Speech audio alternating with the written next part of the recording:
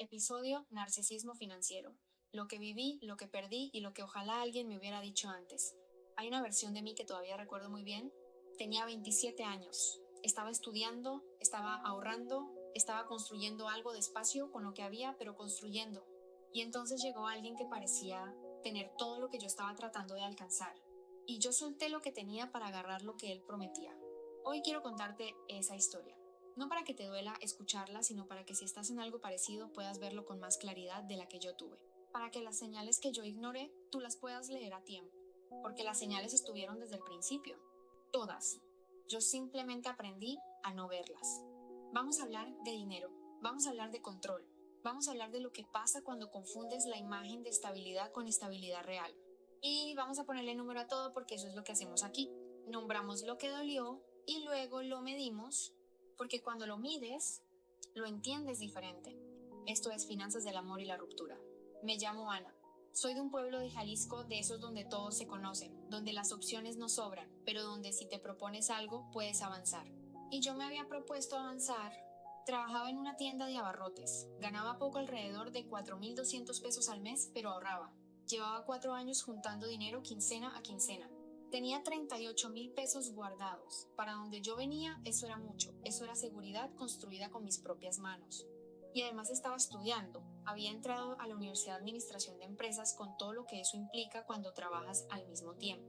Sacrificio, cansancio, pero también algo que no tiene precio, la certeza de que estaba avanzando por mis propios medios. Ese era mi punto de partida. Entonces llegaron las fiestas de octubre y llegó Marcos. Marcos es del pueblo, pero se fue a Chicago hace más de 10 años. Regresa 2 veces al año en las fiestas y en el cumpleaños de su mamá. Y cuando vuelve se nota. Ropa nueva. Dólares que cambia sin pensarlo. Historias de allá que suenan a otra vida. Todos lo voltean a ver, él lo sabe y lo disfruta. Me lo presentaron en la feria. Se acercó diferente a como se acercan los demás. No me preguntó por el chisme ni por el pueblo, me preguntó por mí, por lo que estudiaba, por lo que quería. Hacía mucho que alguien no me preguntaba eso. Y ahí empezó todo. Lo que yo no sabía en ese momento, aunque el pueblo lo sabía perfectamente, es que Marcos venía cargando 3 relaciones rotas. 3 mujeres de por aquí que habían pasado por algo muy parecido a lo que yo estaba a punto de vivir. Nadie me lo dijo. Y yo tampoco pregunté. Esa fue la primera señal que no vi, no porque no existiera, sino porque no quise verla. Las señales no llegan todas juntas. Eso es lo que hace tan difícil verlas. Llegan de una en una, con espacio entre ellas, con una explicación razonable cada vez. Y para cuando empiezas a conectar los puntos, ya estás muy adentro. La primera señal real fue una incongruencia que vi desde el principio y decidí ignorar. Marcos hablaba de dinero con mucha autoridad. Planes, inversiones, proyectos, pero cada vez que volvía al pueblo llegaba a la casa de su mamá. No tenía nada propio aquí. Después de más de 10 años trabajando en Estados Unidos, no había un terreno a su nombre, no había una construcción, no había nada concreto en este pueblo. Solo la imagen, solo las historias. Yo lo vi y me dije que seguramente tenía sus cosas allá, en Chicago. Me convencí sola. Eso es lo que hacemos cuando queremos creer en alguien. Llenamos los huecos con lo que necesitamos que sea verdad. Luego vinieron las promesas, que íbamos a construir algo juntos, que iba a arreglar mis papeles para llevarme con él, que en cuanto estuviera allá todo iba a cambiar. Siempre había un siguiente paso que nunca llegaba. Siempre una razón por la que todavía no. El trámite, el tiempo, la situación. Las promesas se renovaban cada vez que yo empezaba a dudar. Los plazos nunca se cumplían. Y mientras las promesas llegaban, la realidad que Marcos vivía allá era completamente diferente a lo que me contaba. Porque mientras yo vivía con 1,500 pesos quincenales en casa de su mamá, Marcos en Chicago salía con sus amigos a gastar en una noche lo que a mí me duraba un mes. Fiestas, antros, casinos. Eso me lo contó él mismo una vez, como si fuera un logro, como si apostar y ganar fuera una forma de demostrar que le iba bien. Autos que rentaba para presumir, ropa de marca, fotos en restaurantes caros que llegaban a su Facebook mientras yo le pedía permiso a su mamá para salir a la tienda de la esquina. Eso era lo que financiaba su imagen. No el trabajo duro que me había descrito. La ostentación era el anzuelo. Primero para atraer, luego para controlar, porque cuando alguien te deslumbra con lo que tiene, tú te vuelves cuidadosa de no perderlo. Y esa precaución es exactamente lo que alguien así necesita de ti. Después llegaron los celos. Al principio me parecieron hasta tiernos, que le importara con quién salía, que preguntara dónde estaba, que dijera que me quería cerca porque me quería, pero los celos fueron creciendo. Primero dejé de salir con una amiga porque a Marcos no le daba buena espina. Luego dejé de contestar el teléfono en su presencia porque cualquier llamada se convertía en interrogatorio. Luego empecé a medir lo que publicaba en redes. Luego empecé a medir lo que decía. Luego empecé a medir lo que pensaba, porque había aprendido que ciertos pensamientos, si se notaban en mi cara, tenían consecuencias. Eso ya no eran celos, eso era control. Y el control tiene una forma de crecer que no siempre se siente como violencia, se siente como exigencia, como decepción, como si me quisieras no harías eso, se siente como tu culpa, pero era violencia. Violencia emocional que se fue instalando en mi forma de hablar, de moverme, de existir dentro de esa relación, y luego llegó la violencia financiera. Así, con ese nombre que yo no conocía entonces, pero que hoy sé exactamente lo que significa. La violencia financiera no siempre es que te roben. A veces es que te convenzan de que no necesitas dinero propio, que te digan que estudiar es perder el tiempo cuando él te va a mantener, que el dinero que mandaba no llegara a mis manos sino a las de su mamá, que decidía en qué se usaba y en qué no, que yo necesitara pedir permiso no solo para salir sino para gastar. Eso es control financiero y tiene el mismo efecto que las rejas de una jaula. No te lastiman si no te mueves. El problema es cuando quieres moverte y descubres que no puedes. Hubo un momento, y esto es lo más difícil que voy a decir hoy, en que dejé de sentirme una persona dentro de esa relación. Me sentía un objeto, algo que Marcos había adquirido en sus visitas al pueblo, algo que estaba donde él lo había puesto, que esperaba cuando él se iba, que debía estar disponible cuando él volvía, sin opinión propia sobre el dinero, sin movilidad propia, sin vida propia. Un objeto que además había pagado su propio encierro. Porque eso también hay que decirlo, los 38,000 pesos que gasté en electrodomésticos los puse yo con mis manos, con 4 años de ahorro. Yo equipé la casa donde me quedé atrapada. Y cuando empecé a darme cuenta de todo esto, vino algo peor que la tristeza. Vino el miedo. No el miedo abstracto, el miedo concreto, físico, de no saber qué podía pasar si intentaba salir. Marcos nunca me golpeó, pero había algo en su forma de hablar cuando se enojaba. Una frialdad, una forma de mirarme, que me hacía sentir que era mejor no provocarlo, que era mejor quedarme quieta, que era mejor no saber hasta dónde podía llegar. Ese miedo también es violencia. Y yo lo cargué sola, en silencio, porque no sabía cómo nombrarlo. Hoy, con distancia, puedo hacer 2 auditorías, la financiera y la emocional. Las 2 son necesarias, las 2 duelen y las 2 enseñan. La auditoría financiera. Los 38,000 pesos en electrodomésticos, perdidos, instalados en casa ajena, sin forma práctica de recuperarlos. 38,000 pesos. 16 meses sin trabajar, a 4,200 pesos mensuales. 67,200 pesos que no entraron. La carrera universitaria que dejé en tercer semestre, este es el número que más me costó aceptar.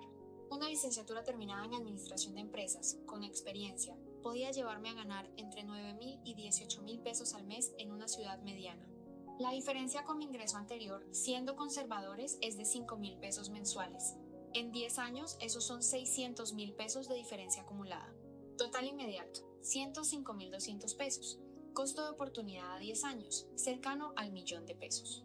Si mis 38,000 pesos hubieran permanecido en CETES al 11.25% anual durante esos 16 meses, hoy serían casi 44,000 pesos.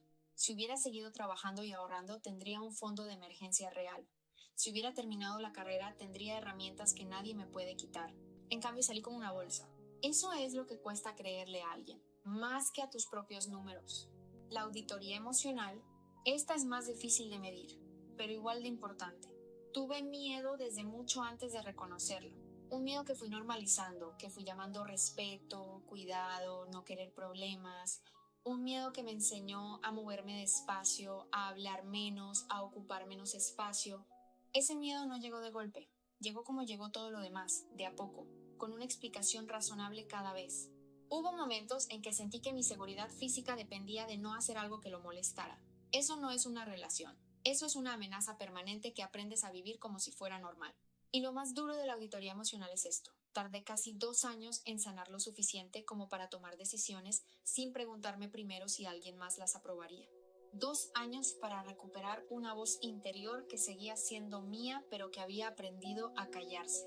El tiempo de sanación también tiene costo. Energía, terapia, noches sin dormir, relaciones posteriores que se complicaron porque yo no sabía todavía cómo confiar bien. Nada de eso aparece en un estado de cuenta. Pero todo eso se paga. Por eso la auditoría emocional es tan importante como la financiera. Porque si solo revisas los números y no revisas los patrones que te llevaron ahí, el riesgo de repetirlo es real. No necesariamente con la misma persona, sino con alguien que se le parezca, alguien que llegue con la misma imagen, las mismas promesas, el mismo anzuelo. La pregunta que hoy me hago y que te invito a hacerte no es solo cuánto perdí, es qué creía yo sobre mí misma que me hizo aceptar todo eso. Esa respuesta es el verdadero punto de partida. Salí gracias a mi prima Lucía. Aclaro que nunca llegamos a casarnos, una de las tantas promesas que nunca llegaron. No fue una conversación dramática, fue una llamada de WhatsApp que logré hacer un mediodía mientras la mamá de Marcos había salido. Lucía me preguntó cómo estaba, y algo en esa pregunta, la forma en que la hizo, como si de verdad quisiera saber, me rompió por dentro. ¿Le dije la verdad por primera vez? No toda, pero suficiente. Lucía no me juzgó, no me dijo te lo dije ni cómo no te diste cuenta. Me dijo algo simple, cuando quieras salir, aquí estoy, y vamos a ver cómo. Esa frase me sostuvo durante 3 semanas mientras Lucía y yo, en llamadas cortas y mensajes que yo borraba después, armamos un plan. Esperamos a que Marcos estuviera de regreso en Chicago. Calculamos el momento en que la mamá de Marcos no estuviera en casa. Lucía vino con su hermano. Salí en 40 minutos. Una bolsa, mis documentos, el cargador del teléfono, los aretes de mi abuela que había guardado en el fondo de un cajón desde el primer mes, como si algo en mí supiera que algún día iba a necesitar salir rápido. No me llevé los electrodomésticos. No había forma. Pero me llevé lo más importante, yo. De regreso en casa de mi familia, las primeras semanas fueron difíciles de otra manera. El miedo no desaparece solo porque ya estás afuera. Tardé meses en dejar de revisar la puerta antes de dormir. Tardé más en dejar de disculparme por todo. Pero fui avanzando. Conseguí trabajo. Me reinscribí a la universidad un semestre después. Abrí una cuenta como socia en una cooperativa de ahorro, solo a mi nombre, sin decírselo a nadie. Y empecé a ahorrar de nuevo, poco, pero mío. Hoy tengo algo que en aquellos meses no tenía, la certeza de que puedo. Eso no tiene precio, pero también se construye, decisión por decisión, quincena por quincena.